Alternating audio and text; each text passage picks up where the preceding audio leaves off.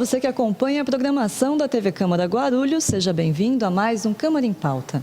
Em 2013, o Congresso aprovou uma emenda constitucional que ampliava os direitos trabalhistas dos empregados domésticos, mas nem todos esses direitos estavam regulamentados, o que só aconteceu neste mês de junho. E para debater essas mudanças na legislação, nós recebemos a juíza titular da 8ª Vara de Trabalho de Guarulhos, doutora Riva Rosenthal. Doutora, é um prazer tê-la com a gente aqui na TV Câmara. Também recebemos o economista e professor da ONG, Carlos D'Arienzo, também é um prazer tê-lo com a gente. Muito obrigado. Além dele, recebemos a doutora Fabiola Ferrari, que é advogada do Sindoméstica, que é o Sindicato das Domésticas. Também um prazer tê-la com a gente neste debate. Obrigado. E para começar a nossa conversa, eu queria ouvir da doutora Riva, a juíza do trabalho aqui da cidade, quais foram essas mudanças que aconteceram lá em 2013, que já teve algumas em vigor naquela época, e agora também que foi regulamentado alguns novos direitos dos empregados domésticos. Doutora, por favor. Pois não. Eu entendo que o fundamental é nos atermos à Lei Complementar número 150, de 1º de junho de 2015, que realmente emenda a nossa Constituição. Isso porque a matéria é muito técnica, pode dar confusão no entendimento das pessoas, principalmente das empregadas domésticas, que ficam imaginando por que naquela época eu não tinha esses direitos e só agora. Então, eu vou me ater à Lei Complementar número 150, que é efetivamente a matéria de ordem constitucional que rege a relação empregado doméstico e empregador doméstico. Essa lei é muito bem-vinda, porque é um trabalho não diferente dos outros trabalhos, só que é no âmbito familiar. Há algum tempo atrás, tínhamos aquela relação que a empregada doméstica era aquela que dormia naquele quartinho pequeno, recebia qualquer valor, não tinha nenhum direito, falava-se que era o membro da família, mas não era. Quando envelheciam, elas iam embora sem direito a nada. Hoje, nós temos a lei com todos os direitos garantidos a qualquer trabalhador numa empresa.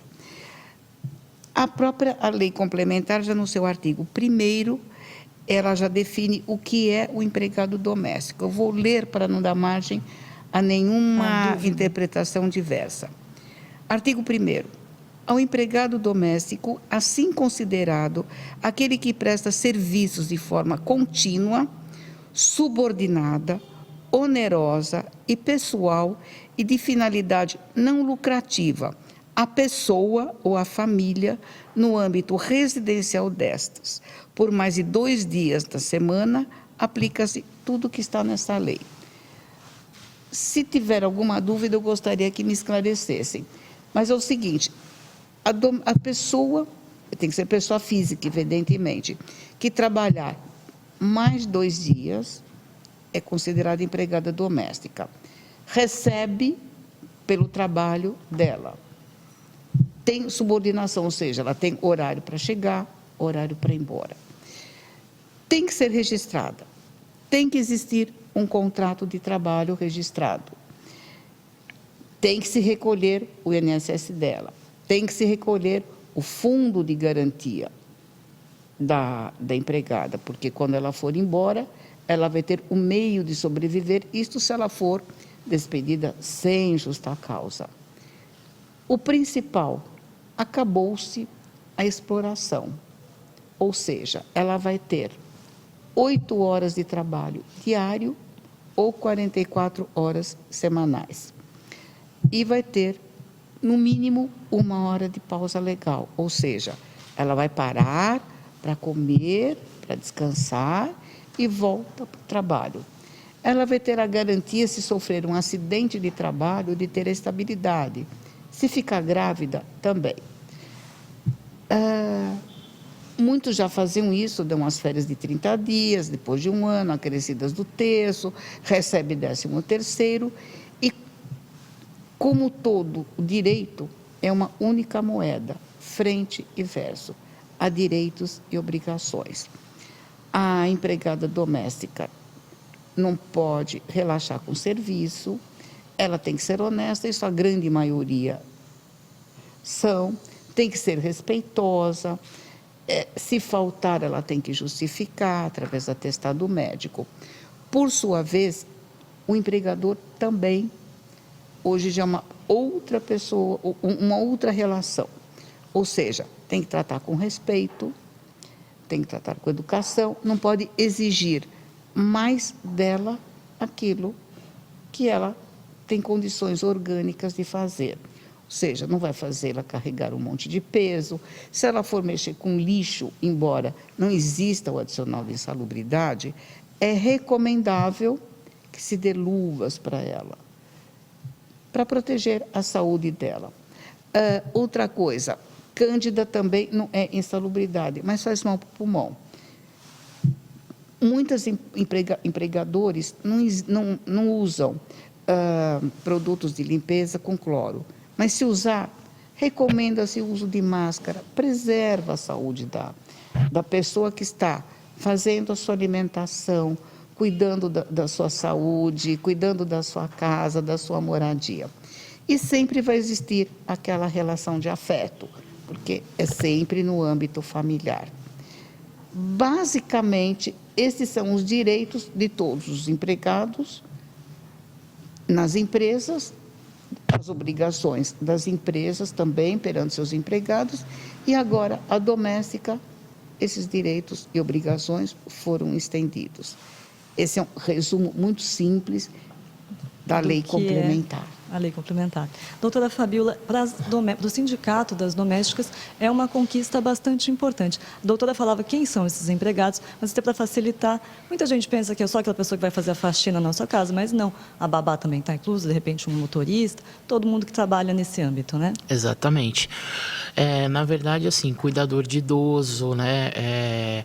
Como a gente brinca, né? Para pessoas que estão fora da nossa realidade, o motorista, o piloto do jatinho, o piloto do helicóptero, né? O capitão da lancha. Então, desde que o trabalho se dê para a pessoa física no âmbito residencial, ele é doméstico. A faxineira, eu vou te corrigir, se me permite, tá? Se ela trabalhar mais de 2 dias, como a doutora Riva colocou, né? Que agora está pontuado na legislação, porque antes dessa pontuação existia uma discussão ainda, do que é uma diarista. Exatamente. E de que é empregada doméstica. A jurisprudência tinha convencionado, em sua maioria, que a partir de 3 dias seria a doméstica, né? Mas existem alguns casos pontuais de menos dias de prestação de serviço, 2, 1 dia, em que foi reconhecido esse vínculo. Então, tem que fazer essa diferenciação.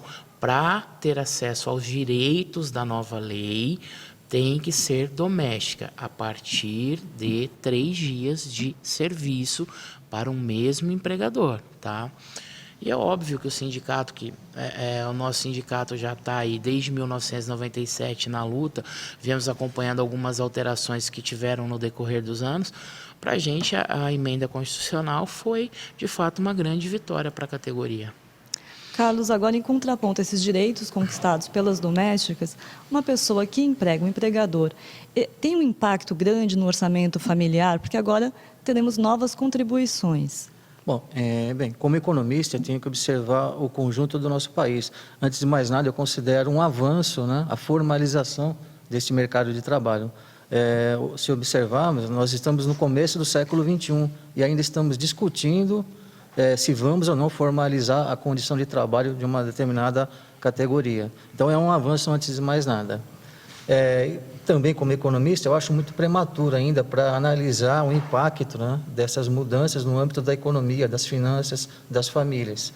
Teríamos que esperar, no mínimo, 1 ano para coletar dados, fazer um trabalho matemático, estatístico, à luz das teorias econômicas, dar uma explicação se está havendo desemprego nesse mercado, por que está havendo.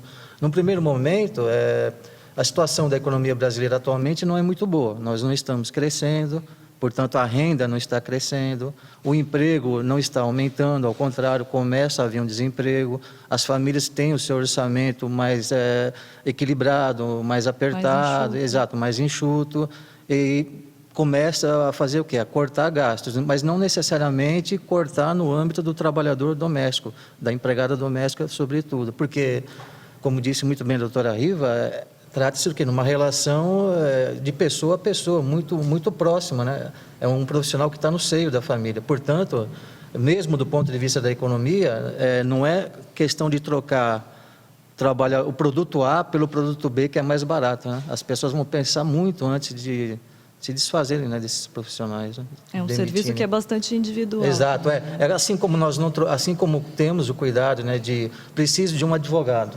Eu não vou contratar qualquer advogado, eu preciso de uma indicação, de uma pessoa de confiança. Onde eu corto o meu cabelo, também não vou trocar o meu cabeleireiro só porque o outro é R$10 mais barato. Enfim, precisamos aguardar um tempo, né, para colher mais dados e dar uma opinião mais fundamentada. Doutora Fabíola, essa questão de vai ficar muito caro, talvez tenha um impacto até no próprio mercado, as pessoas vão deixar de contratar, era algo que era muito falado em 2013 e agora também as pessoas costumam comentar isso. O sindicato tem essa preocupação? Não, com certeza, mas na verdade, assim, só complementando o que o senhor Carlos disse, o que nós estamos observando, isso foi até objeto de uma pesquisa publicada semana passada, é que os empregadores estão dispensando, estão contratando outras empregadas com um salário um pouco menor. Então, o que está acontecendo no âmbito do trabalho doméstico é isso, está havendo uma redução de salário, tá? Então, assim, a média salarial nossa para uma empregada doméstica aqui na região de São Paulo, R$ 2.500, R$ 2.200. Então, o que está acontecendo? Elas estão sendo dispensadas e estão procurando empregados ali na faixa de R$ 1.500, R$ 1.800. Então, é isso que tá acontecendo, entendeu? É óbvio que tudo que é novo gera um certo desconforto até você, de fato, conhecer, né? Porém, o que acontece? Eu acho que até muito mais do que toda essa questão da PEC, na nossa visão, o que a gente procura fazer é um trabalho muito forte da questão da conscientização da necessidade do registro em carteira, que é o primeiro direito lá básico, como a doutora Riva colocou, foi uma das primeiras coisas que ela diz da questão do direito ao registro em carteira e o recolhimento previdenciário. Hoje no Brasil, menos de 28% das empregadas domésticas têm esse direito, né? Então, primeiro ela precisa lutar para ter o registro em carteira, né? Para depois ver toda essa questão dos demais direitos, né? Doutora Riva, agora tem uma outra questão que também tem gerado um pouquinho assim, de desconhecimento. Com relação ao pagamento das horas extras, que está previsto agora também nesses direitos. A pessoa que dorme na casa em que ela trabalha. Como é que fica essa regulação da jornada de trabalho? Como é que o empregador pode controlar? Como é que a empregada pode controlar? O que a lei determina é que o empregado ele proceda à anotação de entrada e de saída, e os dias efetivamente trabalhados. Passadas as 8 horas de trabalho, ele vai ter o pagamento de hora extraordinária, isso durante o dia, com acréscimo de 50% e mais os reflexos nas demais verbas do complexo trabalhista, ou seja, fundo de garantia, porque elas vão começar a receber. Elas e eles, né, como bem colocou a doutora, não são exclusivamente nós temos motoristas, mulheres, jardineiros, tal, temos reflexos. Em fundo de garantia, férias, e se for o caso, se houver uma demissão, no aviso prévio. O trabalhador que vai trabalhar no período das 22 horas até as 5, ele vai ter o direito adicional noturno, ou seja, hora reduzida, com acréscimo de 20%. Aqui nós temos que tomar muito cuidado. A jurisprudência ela vai variar. Estará à disposição do empregador ou não? Se for uma opção, ela parou de trabalhar às 8h30. Ela vai para a casa dela, depois ela volta só para dormir, porque ela não tem... ela vai para a casa de uma amiga, a casa de um parente e tal, mas ela não tem a casa dela e ela fez opção para dormir na casa do empregador. Aí não estará à disposição. Então, no meu ver, não incidirá o adicional noturno. Mas se ela estiver à disposição, um cuidador de idoso, como a doutora colocou, uma babá que vai acordar no meio da noite para cuidar das crianças, esta vai fazer jus ao adicional noturno com os mesmos reflexos das horas extras. E algo que eu quero acrescentar também é um dado que o meu marido ele é psicanalista. Então, quando ele examinou a lei comigo, ele falou: Riva, nós temos que ver o conceito de felicidade. Então, uma pessoa que ela se sente justiçada, ou seja, ela vai receber um salário digno, ela vai ser tratada como uma trabalhadora de uma fábrica, de uma indústria, ela vai receber fundo de garantia, ela vai ser feliz. E a pessoa que trabalha feliz, ela vai devolver a felicidade para você. Se os empregadores começarem a despedir por um pequeno ônus que vai dar, isso não chega a mais de 20%. Até porque você pode usar o banco de horas para compensar essas horas extras. Registro, quem tem pessoa trabalhando em casa, a grande maioria da classe média procura registrar. Mas o importante é ter uma pessoa feliz na sua casa, o ambiente da sua casa será feliz, e por isso que, mais uma vez eu repito, essa lei veio atrasada. É um tratamento humano do empregado. É o tratamento humano. Isso é a visão de um psicólogo ao examinar a lei, a nossa questão social. A gente vai fazer um pequeno intervalo, mas daqui a pouquinho a gente volta falando mais dessa PEC das domésticas, que foi uma emenda constitucional aprovada que amplia os direitos dos empregados domésticos. Fique com a gente, daqui a pouquinho a gente volta.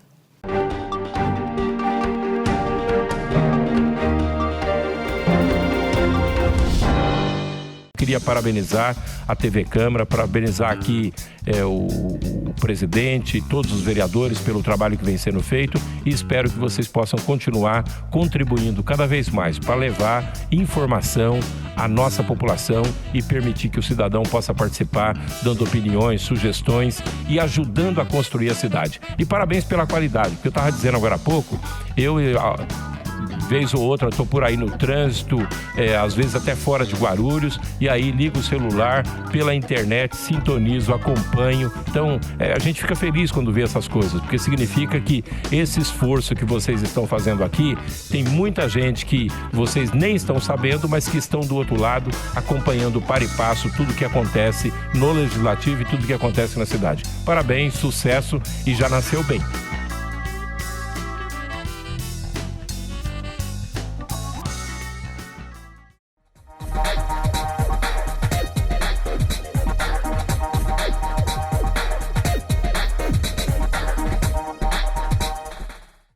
O ESIC, Portal da Transparência, abre as contas da Câmara para toda a sociedade. Nele, você encontra as informações sobre o orçamento da Câmara, a receita e as despesas detalhadas. Após um rápido cadastro, você tem acesso a todas as informações. E algumas delas você não precisa se cadastrar para acessar. São as informações de interesse coletivo. Mais uma iniciativa da Câmara de Guarulhos para modernizar o Legislativo Municipal. Para saber mais, acesse o site da Câmara, www.câmaraguarulhos.sp.gov.br. Clique no link Portal da Transparência e veja o vídeo de orientação.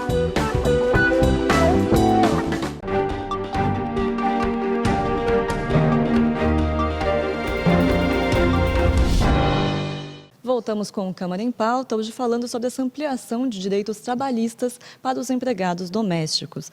Eu recebo aqui a doutora Riva Rosenthal, que é a juíza de direito aqui de Guarulhos, também o economista Carlos D'Arienzo, também professor da UNG, e Fabiola Ferrari, que é advogada do Sindoméstica, que é o Sindicato das Domésticas. Fabiola, eu queria perguntar para você, essa lei foi aprovada, essa emenda foi aprovada em 2013, ficou esse período sem regulamentação de alguns pontos, mas já houve um certo processo de adaptação. Eu queria saber como isso está acontecendo na realidade.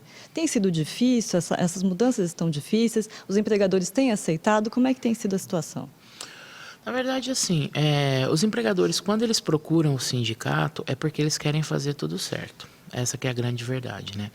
Então, assim, houve no começo uma certa dificuldade com relação a entender essa questão de hora extra, como é que ia funcionar a questão da babá, da cuidadora, né? E aí, nesse aspecto, eu sempre coloquei da forma como a doutora Riva colocou, né? Se vai ficar à disposição, é melhor, quando regulamentar, você pagar o adicional noturno, né? Para você não ter um problema e tal. Mas a maioria dos empregadores encarou de uma forma muito positiva, tá?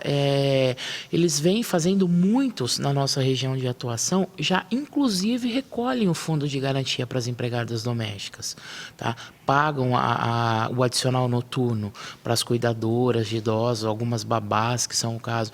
Então, assim, as pessoas que vêm até o sindicato, elas vêm de fato com o intuito de fazer de forma correta, tentar não deixar escapar. É óbvio que às vezes uma coisinha ou outra, por não ter o conhecimento, a tecnicidade, né, o que quer dizer mesmo ali, uma coisinha ou outra escapa. Mas o empregador, ele está muito aberto, está muito positivo a isso. A gente ouve muito isso, nossa, demorou para chegar esses direitos para elas, né? Então, assim, a gente tá muito tranquilo, assim, viu? Doutora Riva, a senhora tem acompanhado essa questão também no tribunal? Para corroborar o que a doutora está dizendo, eu fiz uma estatística na minha vara. Aliás, eu sou juíza do trabalho, não de direito. Ah, desculpa. Na 8ª Vara de Guarulhos, em 2009, eu recebi 2.476 processos, sendo desses processos, 6 de empregados domésticos. Agora, em 2013, eu tenho 3 assuntos ligados a empregados domésticos, onde se reduziu e muito a quantidade de processos entrados. Então, o que se verifica é isso. Está sendo bem absorvido, está sendo bem recebida a lei e está muito bem recebida a questão dos direitos. Eu não vejo, eu como juíza, uma grande dificuldade. Claro, fraudes sempre existiram, provavelmente e infelizmente sempre existirão, mas no geral o pessoal cumpre a lei, ou seja, registro, férias, 13º, até porque é uma profissão em extinção no nosso país. Agora, com a lei talvez seja renovada, revigorada, e a empregada vai embora mesmo, se ela não tiver os mínimos direitos observados. É o que eu posso acrescentar.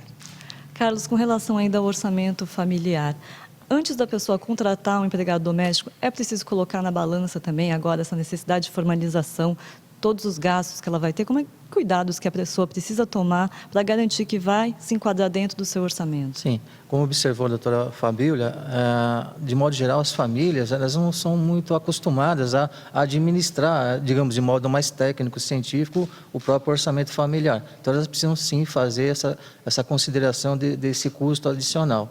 Acontece que, digamos, esses direitos eles pegaram no contrapé as famílias de acordo com a economia brasileira, que não tem crescido, caiu a renda da família brasileira, enfim, e fica uma dificuldade para você conciliar os gastos, as receitas, né? Então, no primeiro momento, o que se espera, mesmo com a não formalização, a formalização do mercado, as pessoas que não conseguem encontrar emprego, mas que são profissionais domésticos, começam então a buscar o que é o emprego doméstico, porque trabalhavam antes no comércio, na indústria, no serviço. Então o mercado começa a ficar mais dinâmico, né? Enfim. Mas de fato as famílias precisam melhorar a administração do orçamento familiar. Tem alguma dica com relação a isso que você possa dar?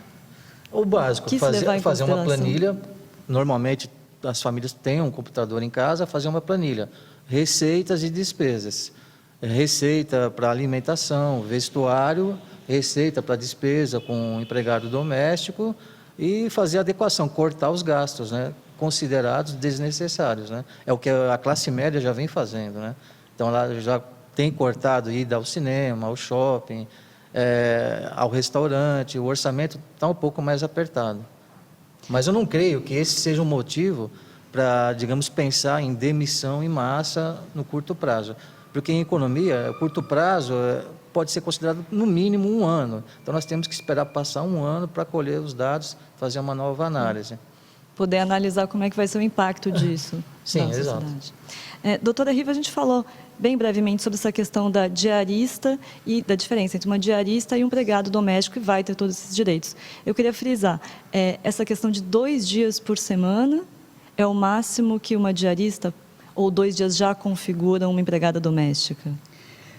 Em tese, e sempre se fala de uma lei em tese e não do fato concreto, trabalhou 2 dias, ela definiu o dia, ela definiu o quanto ela perceberá pela diária, será considerada uma diarista.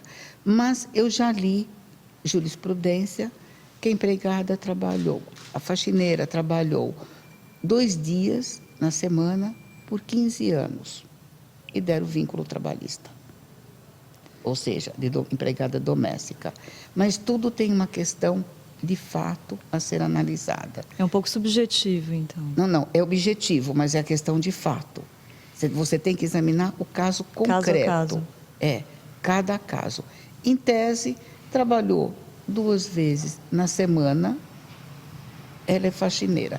Tem um assunto muito interessante, eu li uma jurisprudência muito recente do desembargador Rafael Pugliese, lá do meu tribunal, Tribunal Regional do Trabalho, da 2ª Região, na qual, numa casa, ela trabalhava 2 dias. Mas o pai da pessoa para quem ela trabalhava tinha Alzheimer, morava em outra casa, e ela trabalhava mais outro tanto de dia, era outra casa. E na casa de um cunhado também trabalhava mais de um dia. Basicamente, a situação fática é essa, com alguma diferença que no momento não me ocorre, mas é isso. Era para a mesma família, porém em dias diversos. O desembargador Rafael Pugliese, um desembargador muito lúcido, muito culto, ele deu o vínculo, por quê? É uma entidade familiar, é a família, é o pai, é o filho que contratou uma empregada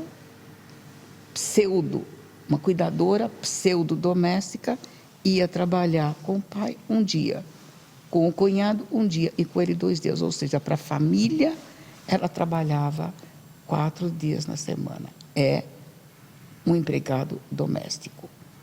Então, por isso que eu falo, o caso concreto tem que ser examinado pelo juiz com muita cautela, com muito cuidado. Trata-se de um ser humano, trata-se de uma vida. E o sindicato, como ele tem atuado para tentar esclarecer essas situações, que eu imagino que até o próprio empregado doméstico, às vezes, fique na dúvida de quando há ou não há o vínculo, quais são os direitos que ele tem a partir de agora. Tem um trabalho de conscientização com essas pessoas? Então, na verdade, assim, o que acontece, como a doutora Riva colocou, nós, enquanto sindicato, eu não dizendo uma verdade absoluta sobre a questão, a gente analisa a situação de uma forma geral, tá? E na maioria das vezes, a gente leva para que o judiciário defina se é ou não empregada doméstica, né? Porque eu não tenho condições de dizer não é, entendeu? Hoje, a lei que vai entrar em vigor, né, dia 30 de setembro, ela diz que até 2 dias não é. Porém, pode haver uma situação que eu levo a apreciação do judiciário e o juiz vai entender que ela é doméstica, mesmo o artigo 1º, né, da Lei Complementar 150, dizendo que não é. Então, assim, a princípio, que a gente sempre coloca é o seguinte: a jurisprudência, em sua maioria, entende que até 2 dias por semana, via de regra, não é. Porém, existe sempre o porém, porque direito não é uma ciência exata. Então, tem uma série de questões que permeiam. É óbvio uma pessoa que chega lá no sindicato e fala assim, trabalhei 2 meses na casa da mulher, eu ia na segunda e na terça.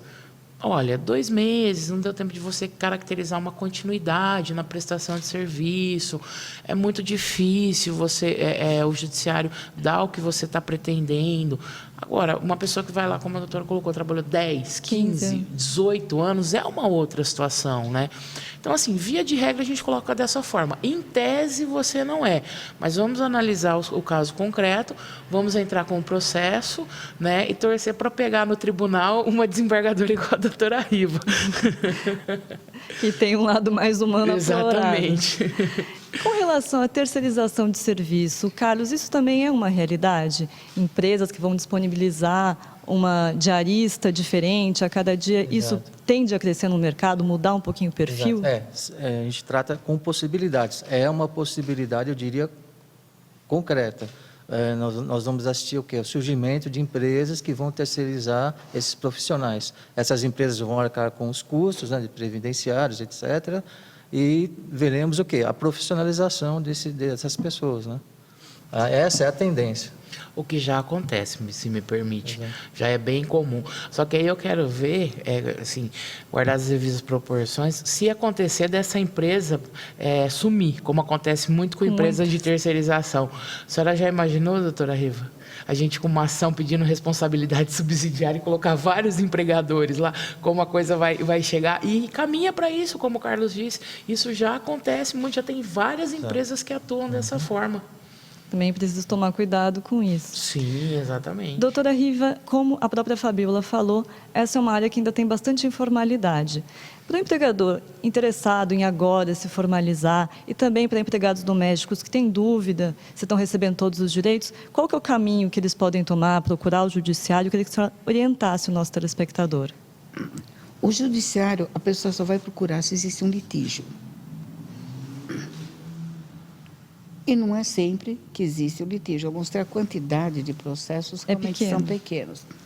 Eu entendo que a pessoa deve buscar o auxílio do sindicato, embora não exista o sindicato patronal, mas pode buscar, junto ao sindicato, informações, pode buscar junto a advogados.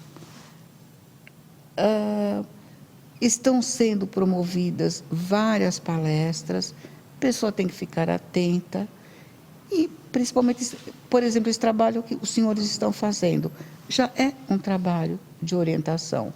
Se houver uma divulgação, pelo menos na comarca de Guarulhos, já ajuda. Muito será ajudado. Fabíola, até queria que você também disponibilizasse para quem estiver interessado em procurar o sindicato, como que a pessoa pode fazer?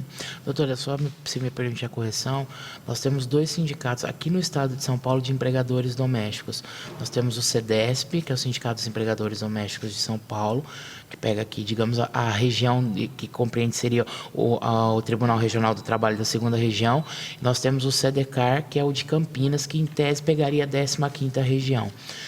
Bom, nós temos página na internet, né, para quem quiser acessar, é simdomesticasaopaulo.com.br ou federaçãodasdomésticas.com.br.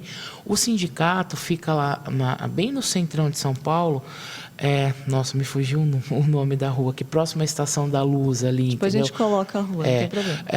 Então, assim, pode ligar para o sindicato, nós temos um 0800, né? Tem um outro telefone fixo lá para o pessoal estar se informando. E o sindicato está aberto ali para informações segunda a sexta, a partir das 8 horas da manhã até 5h30 da tarde. Nós temos plantão jurídico todos os dias, não só aqui em São Paulo, né, na capital, mas nós temos também Guarulhos, nós temos uma subsede, Osasco, nós temos Santos, Sorocaba, Jundiaí. Então, assim, se a pessoa tem alguma dúvida, procure o sindicato ou, como a doutora colocou, procure um advogado para esclarecer essas dúvidas, né? Então, o sindicato primeiro procura fazer isso, né?